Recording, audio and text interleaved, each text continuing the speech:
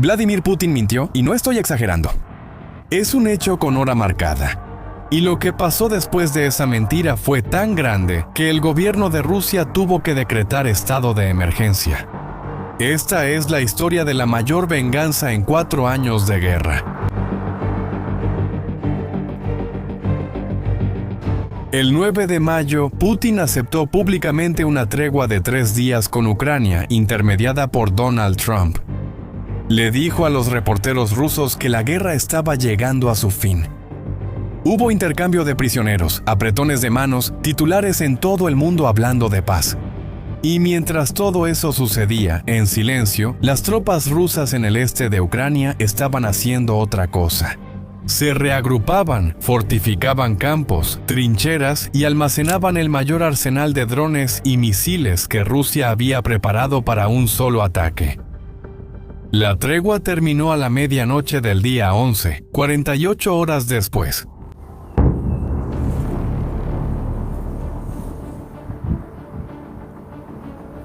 El cielo de Kiev ardió. 1,567 drones, 56 misiles. Un edificio entero de 9 pisos se derrumbó sobre familias que dormían. 24 personas murieron. 3 de ellas eran niños.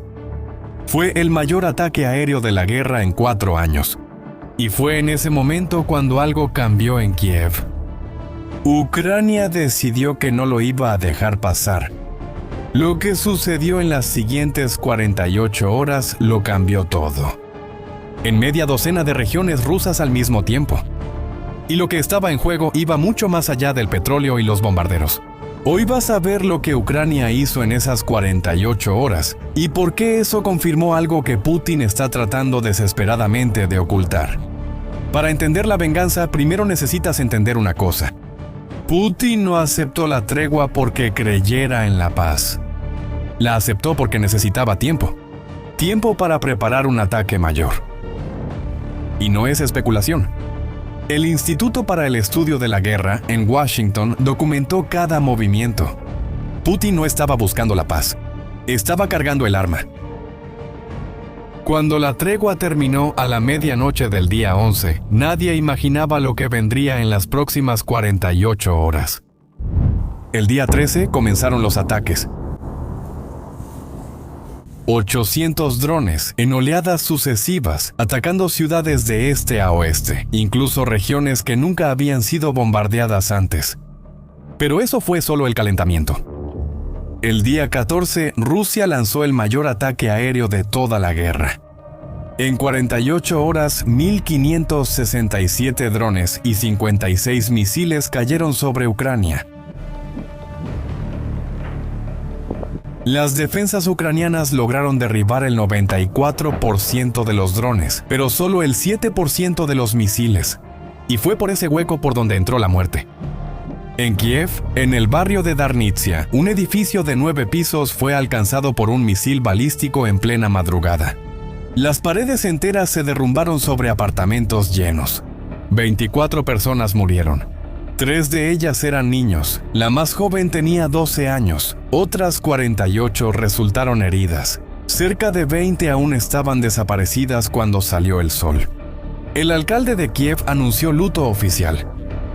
Volodymyr Zelensky convocó a los comandantes militares a una reunión de emergencia y dio una sola orden: planear la respuesta. ¿Y sabes qué es lo más impresionante? Desde la orden de Zelensky hasta que los primeros misiles cayeron en territorio ruso, pasaron menos de 24 horas. En un solo día, Ucrania organizó una operación coordinada en 6 regiones diferentes de Rusia. Del mar de Azov al mar Caspio. Para eso, normalmente los ejércitos tardan semanas.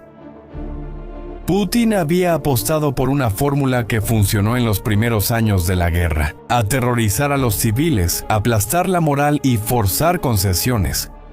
Pero la fórmula ya no funciona, y él fue el último en darse cuenta de que Ucrania ya no se rinde. Ucrania contraataca. A Putin le tomó 3 años entender eso, y pagó caro por la demora. La venganza comenzó a las 2 de la mañana del día 15. A esa hora, a cientos de kilómetros dentro del territorio ruso, los habitantes de la ciudad de Riazán escucharon la primera explosión. Después la segunda, después la 10ª.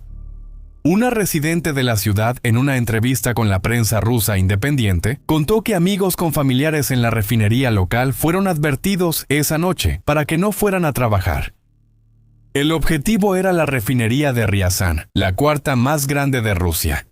Procesa 17 millones de toneladas de petróleo al año. Y tiene un detalle decisivo. 840,000 toneladas anuales de la producción de esta única instalación son de queroseno de aviación, el combustible que las fuerzas aeroespaciales rusas usan para abastecer a los cazas que bombardean Kiev. En otras palabras, Ucrania atacó el tanque de combustible de la máquina de guerra que había matado a 24 personas 2 días antes. Y aquí está lo que más le duele al Kremlin. Los drones ucranianos no alcanzaron una parte cualquiera de la refinería. Alcanzaron exactamente las unidades de destilación, el corazón técnico de la refinación. Sin ellas, la fábrica no produce ni una gota de combustible. Y reconstruir lleva meses, probablemente más de un año. Cuando salió el sol sobre Riazán, los habitantes despertaron con algo que nadie esperaba. Gotas negras y aceitosas escurriendo de las ventanas, autos cubiertos por una película oscura, marcas pegadas en puertas, juguetes del parque, balcones. Los rusos lo llamaron lluvia de aceite. Los medios internacionales lo llamaron por el nombre técnico: lluvia negra. Este fenómeno solo había ocurrido 3 veces en la historia moderna: Hiroshima después de la bomba atómica, Kuwait en la Guerra del Golfo y Teherán, hace 2 meses.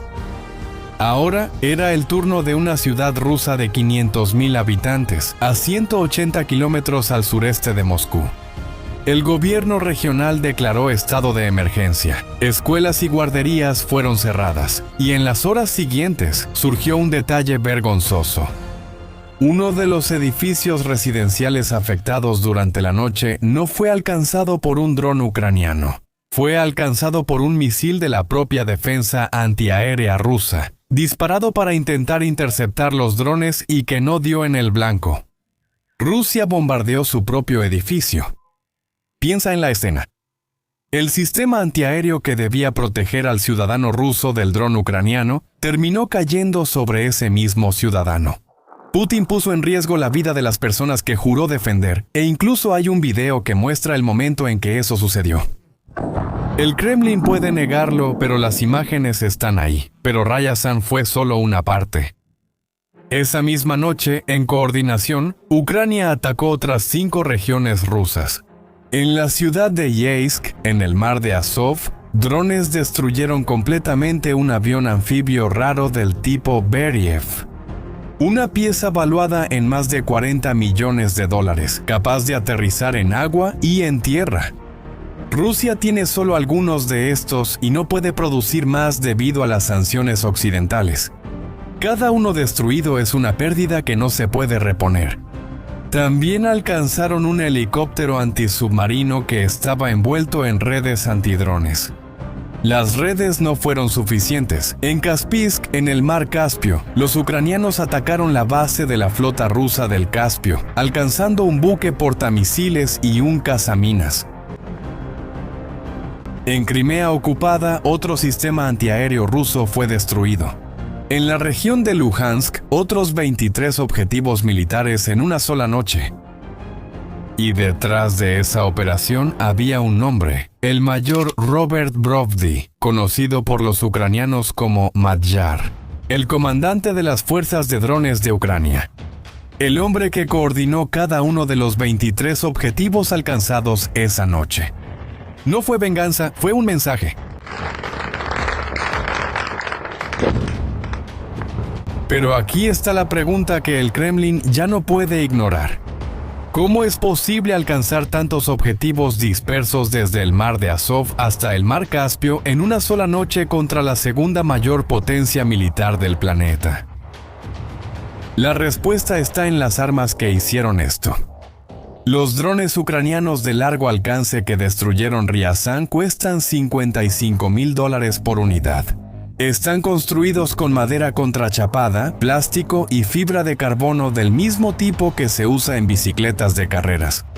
La empresa que más los fabrica se llama Firepoint. Y hace 3 años, antes de la invasión rusa, Firepoint era una agencia que contrataba actores para películas en la capital ucraniana. La empresa trabajó en una comedia romántica de 2016 protagonizada por el entonces comediante del que probablemente ya hayas oído hablar, Volodymyr Zelensky. Detente a pensar en eso.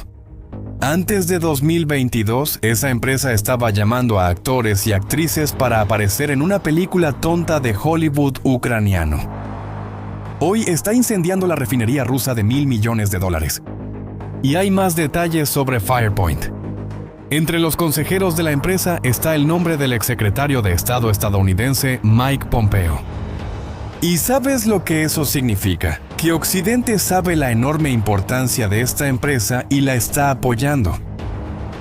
En Moscú la reacción fue el silencio.